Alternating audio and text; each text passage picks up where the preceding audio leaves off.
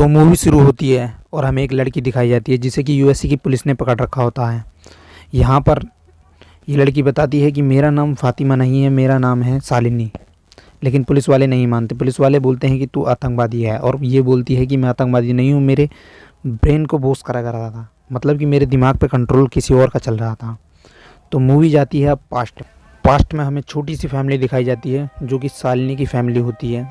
यहाँ पर शालिनी की फैमिली चाहती है कि शालिनी पढ़ लिख कर बहुत बड़ी नौकरी करे या बहुत बड़ी इंसान बने, इसीलिए उसके फैमिली वाले मिलकर उसे केरला के एक बड़े से हॉस्टल में पढ़ने के लिए भेज देते हैं। शालिनी हॉस्टल में जाती है और उसे उसकी 3 रूममेट्स मिलती हैं, जिनमें से एक का नाम नीमा और दूसरी का नाम गीतांजलि और तीसरे का नाम आसिफा होती है।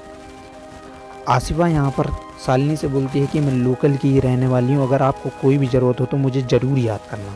शालिनी यहाँ पर हाँ बोलकर चली जाती है और फिर हमें इनकी क्लास का सीन दिखाया जाता है जहाँ पर ये सब लोग बैठकर पढ़ रहे होते हैं। यहाँ पर कोई इनका फ़ोटो खींच रहा होता है छुपकर, और फिर एंट्री होती है इसमें 2 लड़कों की जो कि इनके ग्रुप में आए होते हैं, जिसमें से एक का नाम अब्दुल और दूसरे का नाम जहीर होता है।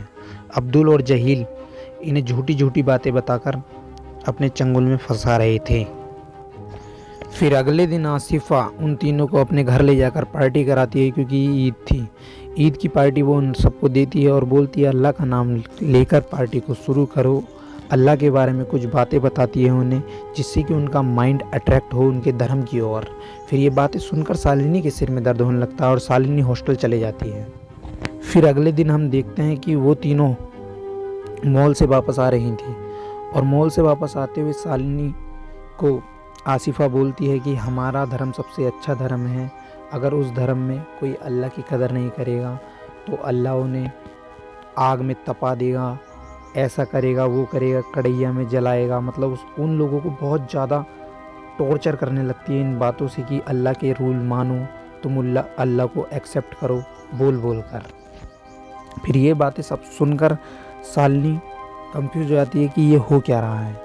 फिर उसके बाद अगला दिन होता है और अगले दिन में हमें दिखाया जाता है, अगले दिन ये सब साथ बैठे होते हैं और साथ बैठकर बोलते हैं शालिनी से कि तुम और तुम्हारी फ्रेंड भी नकाब पहना करो, क्योंकि नकाब में सबसे ज़्यादा सेफ रहते हैं, और हमारे देश में जो भी लड़की नकाब पहनकर चलती है उसका कभी रेप भी नहीं होता और वो बिल्कुल सेफ रहती है, उस पर कोई बुरी नज़र भी नहीं डालता। ऐसा ऐसा कहकर उनके माइंड को अपनी ओर अट्रैक्ट करते हैं।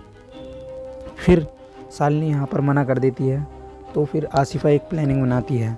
आसिफा शालिनी को मार्केट घुमाने के लिए ले जाती है और वहाँ पर गुंडों को बुलाती है फ़ोन कर कर, और फिर वो गुंडे शालिनी के कपड़े उपड़े फाड़ देते हैं और आसिफा के नहीं फाड़ते हैं। फिर शालिनी ये बात को अपने दिमाग में सोचती है और फिर शालिनी भी नकाब पहने चालू कर देती है। और फिर हमें दिखाया जाता है कि अब्दुल ने शालिनी से बिल्कुल अच्छे से बात बना ली है और शालिनी के संग सेक्स भी कर लिया है। यहाँ पर शालिनी प्रेग्नेंट हो जाती है और शालिनी बोलती है कि अब्दुल से कि तुम मुझसे शादी करोगे। अब्दुल यहाँ पर शालिनी से कहता है कि मैं तुमसे शादी तभी करूँगा जब तुम मेरे इस्लामी धर्म को एक्सेप्ट कर लोगी। शालिनी यहाँ पर बहुत ज़्यादा सोच समझती है और फिर बाद में वो एक्सेप्ट करने के लिए तैयार हो जाती है।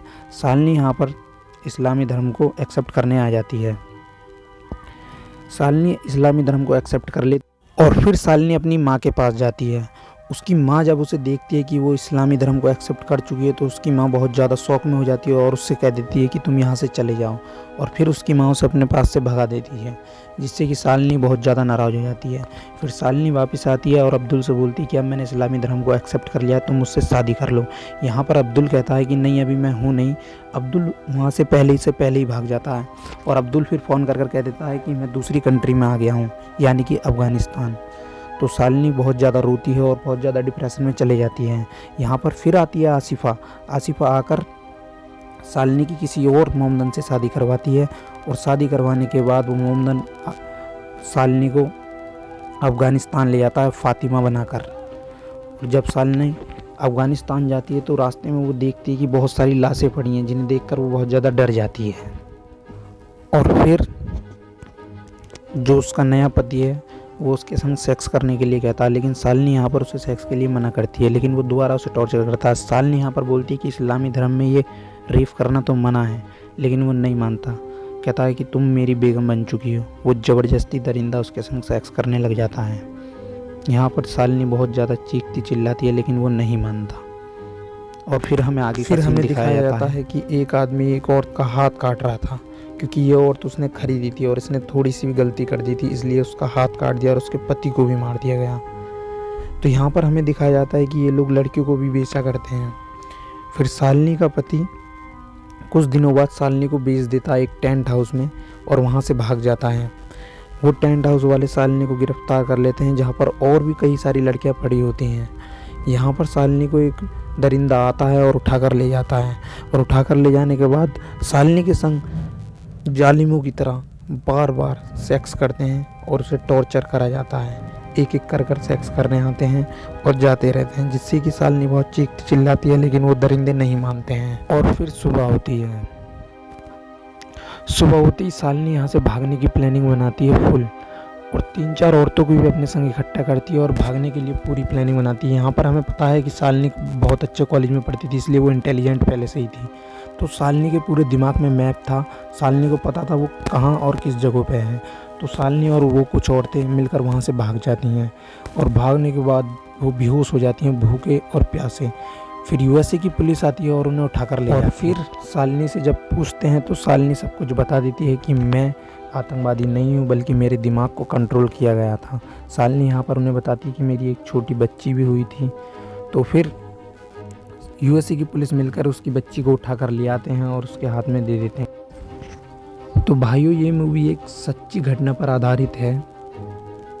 तो मेरा कहना यही है, कृपया करके घर में रहें, सेफ रहें और अच्छे दिमाग में विचार लाएं, बुरे विचार ना लाएं। धन्यवाद। अच्छा लगे तो सब्सक्राइब, ना लगे तो मत करो।